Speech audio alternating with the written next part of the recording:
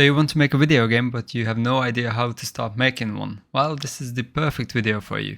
So in this tutorial series, I will show you the absolute basics from how to use the editor to finish your first game.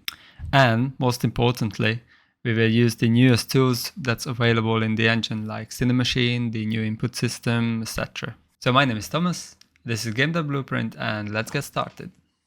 First, we need to download the engine. So head to Unity's website at unity.com.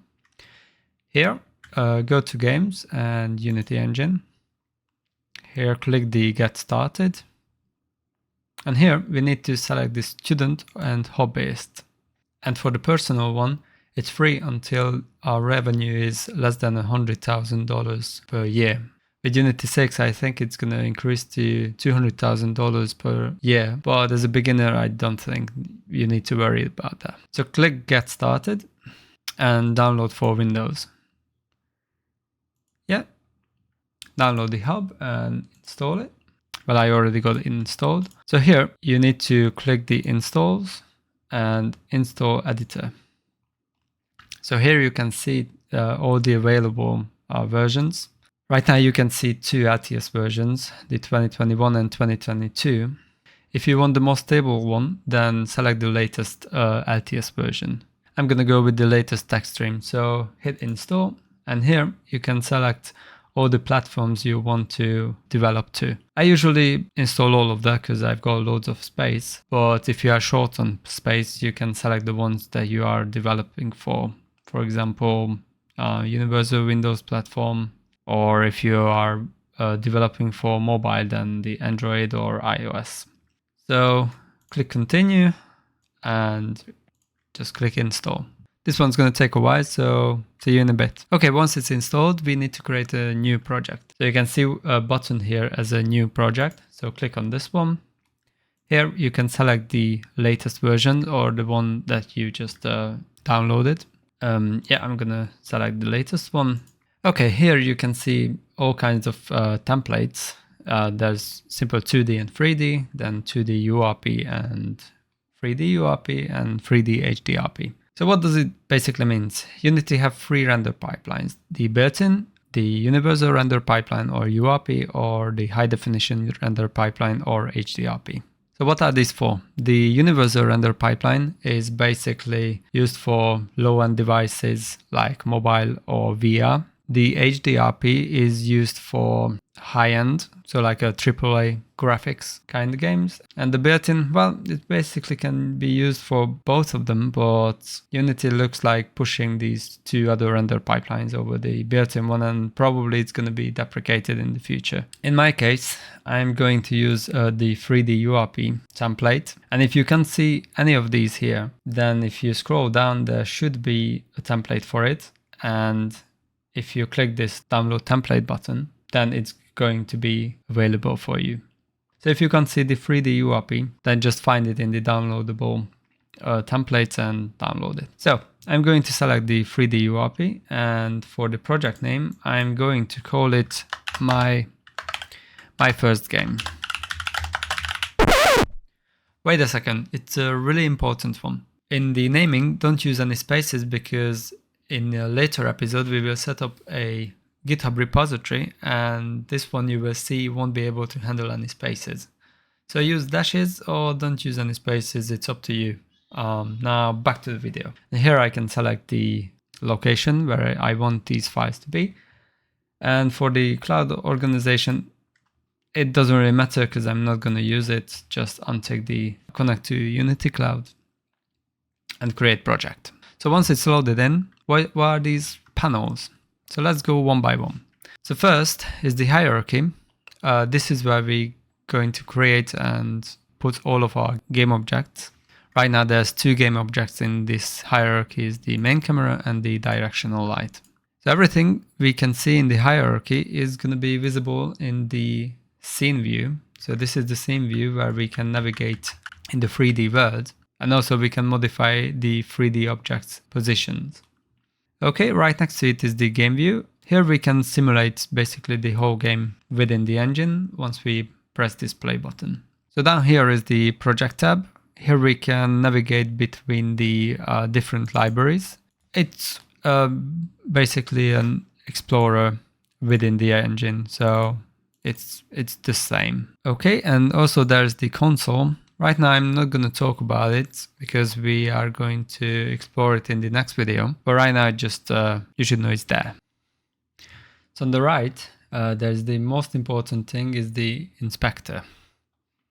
So to demonstrate that, I'm gonna create a cube. So right click in the hierarchy on 3D object and create a cube. Then select it, and in the inspector, there's a few things showed up. So here's the name of the object, is right now the cube. Under that is the tag. We can specify a tag to each object, like a player, if this cube would be the player itself, and it will be useful later on. Also there's layer.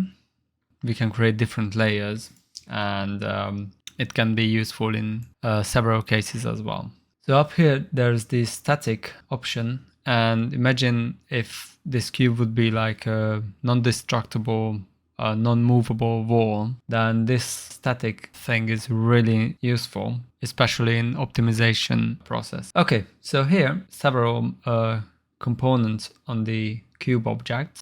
So there's one mandatory component, and that's the transform. It basically shows the object position in the 3D space. Right now, the X and Y and Z is at a value, but if we want this object to be in the origin of our world, then just right click and reset its transform. So this is the origin of the whole 3D space. So every object is working with components in Unity. So the transform is a mandatory component, and every other thing is optional component. For example, this mesh filter right now is shown as a cube, but we can change it to a capsule, a sphere, a cylinder, whatever we want. Under that, the mesh renderer, we can disable it and the object won't be visible. There are some light settings on it, but right now it's not relevant. And on the materials, you can assign different material to it. So first create a material. To do that, in the assets folder, just right click, create, and create a material. I'm gonna call it yellow, doesn't really matter. And as you can see in the inspector, it changed to the materials properties. So right now here's the cube, and here's the materials properties. But we can lock it with this lock icon up here. So right now if I select the cube, it won't change. But if I click on this again, it will show the cube's properties. So on the yellow one, on the base map, we can select the yellow color. And there are several ways to apply it. I can change it in the materials in the mesh renderer, or I can just simply drag it and drop it on the cube, or just simply move it here to the inspector. So by default, this cube also has a box collider, and the box collider is a colliding shape when we are using physics in the engine. So to demonstrate that, we need to set up a simple scene. So we are going to go through that first, and we are going to come back to this box collider. Okay, so head to the hierarchy and select the cube. And now in the scene view, there's a few things I need to show you first. First, there are a few tools in the up left corner. First is here the move tool. You can select it by clicking on this one, or just simply click the W key on the keyboard. And now a coordinate system shows up in the middle of the cube. And now you can move this object within the 3D space. If you select the Z-axis, the blue one, you can move it along that, or select the X-axis with the red one and move along that, or the Y-axis along the green arrow. Or there are these squares here, and along that, if we select that, then we can move along two axes at the same time. Okay, and under that there's the rotate tool, or we can select it with the E key on the keyboard. And again, along three axes, we can rotate it any way we want. Okay, And under that, there's the scale tool. I'm just gonna reset the position first. So the scale tool, we can scale this object along its axis. So I can drag it along the x-axis and the z-axis and also on the y. Or we can do something like scale it in all three axes at the same time if we select this middle one and drag. And there's another tool is the rect tool. Well, this one's mainly used in the user interface or UI. We will get back to it then. So I'm gonna reset its transform. Right now I'm just gonna create a simple scene. Select the scale tool and then drag the Z axis along whatever amount. In the inspector, you can see at the scale, the Z component is increased from 1 to 13.2, blah, blah, blah. This means we can change this value in the inspector as well. So if I say this is 200, then it's going to scale up 200. We can do it on all axes. So like I want to create a slightly bigger one on the X. So let's say 10. I think this yellow is really sharp. So I'm gonna modify the material color just to have a little more natural color. This is gonna be our plane where we gonna move. Okay, so I'm going to rename it to floor.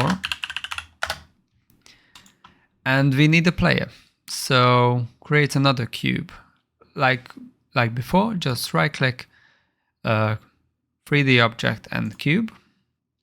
I'm going to name it player. Oh, and don't forget to change the floor tag to untagged. And we will use the players one later on the player, but right now it doesn't matter. Just don't forget to change it from player to untagged if you change it with me. So player, I'm going to move it up and I'm going to create another material, and this is going to be a red. Again, some kind of reddish, and I'm going to drag and drop. I'm going to reset its transform and I'm going to move it up slightly. Now if we go to the game view, this view is not really good. So there's a little trick we can do.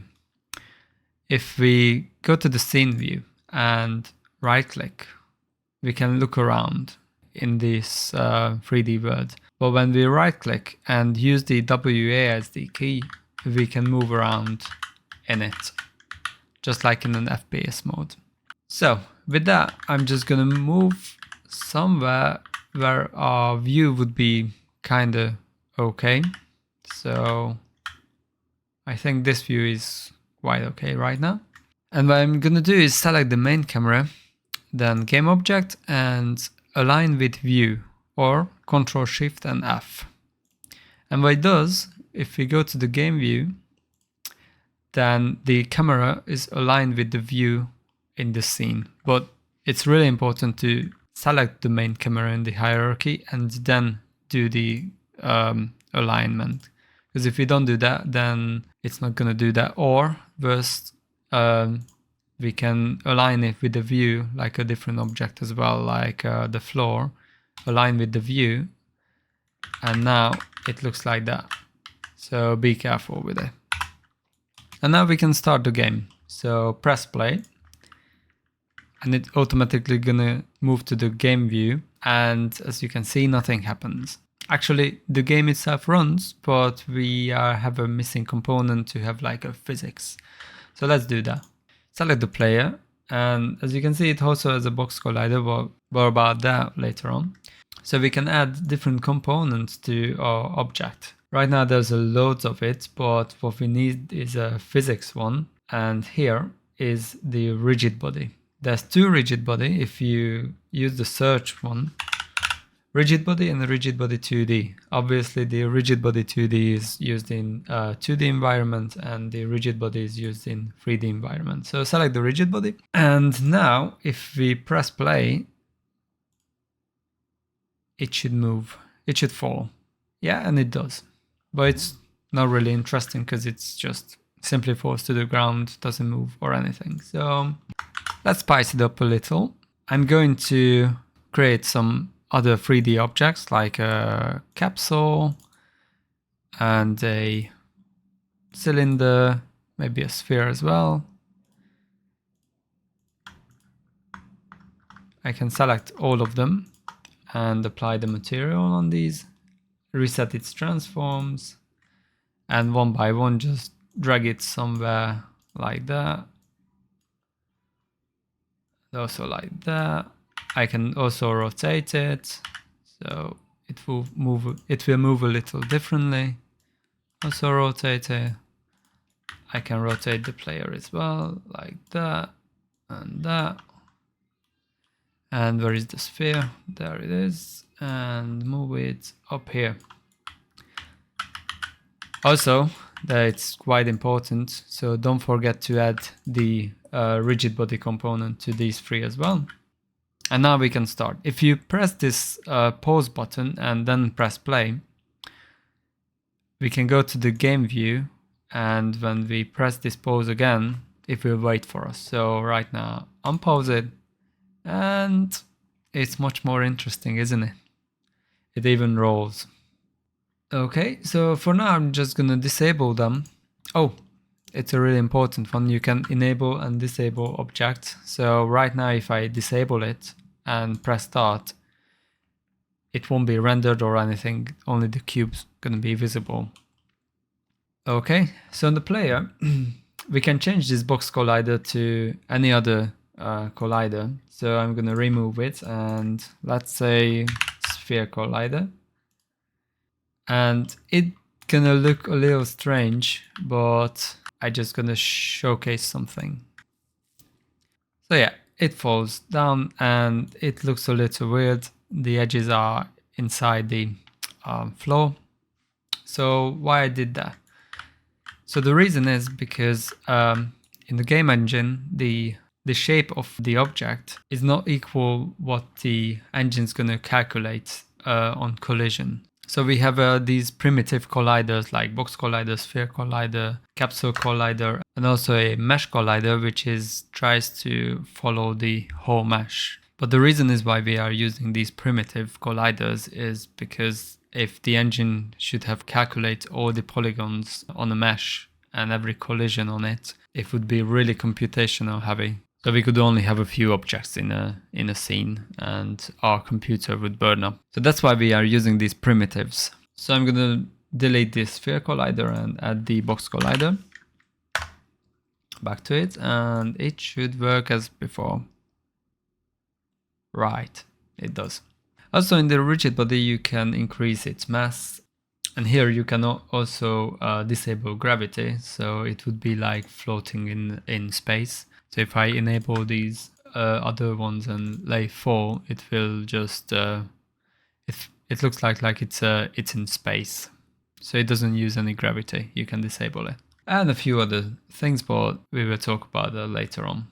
Okay, I'm gonna use gravity. Okay, one last thing I want to mention is child object. So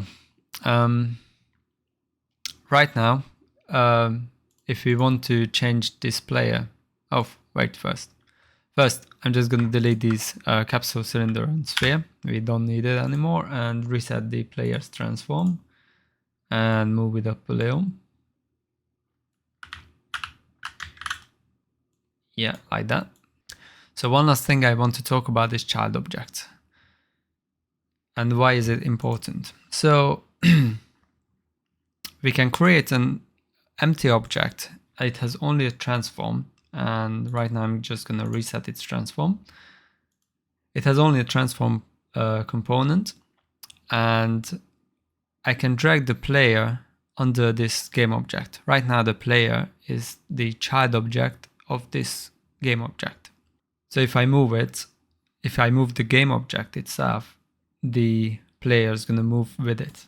But if I want this player to be the center of this game object, then I can reset its transform as well. And now if I drag the game object, I can move it along with it. So why is it useful? Well, imagine if the player has components that are handling the movement and loads of other systems. If we want to swap this visual to like a sphere or cylinder, so we need to redo the whole logic on that object as well. But if we have all the object on this game object and only have the player visual on this one, then we can simply swap to a different one anytime we want. So let's say this is just a cube.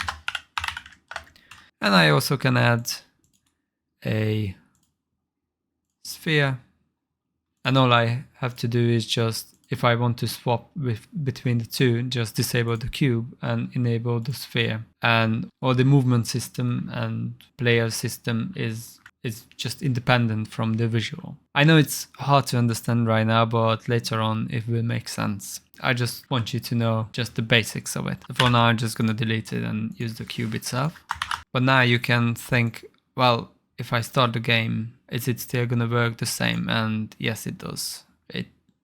It falls the same as before. So yeah, that's the basics of that. So probably many of you seen this new script option in the add component and thinking, can we write custom scripts to these objects? And the answer is obviously yes. And that's exactly what we are going to do in the next video. If you like this video and don't want to miss the next one, then hit that subscribe button and see you in the next one.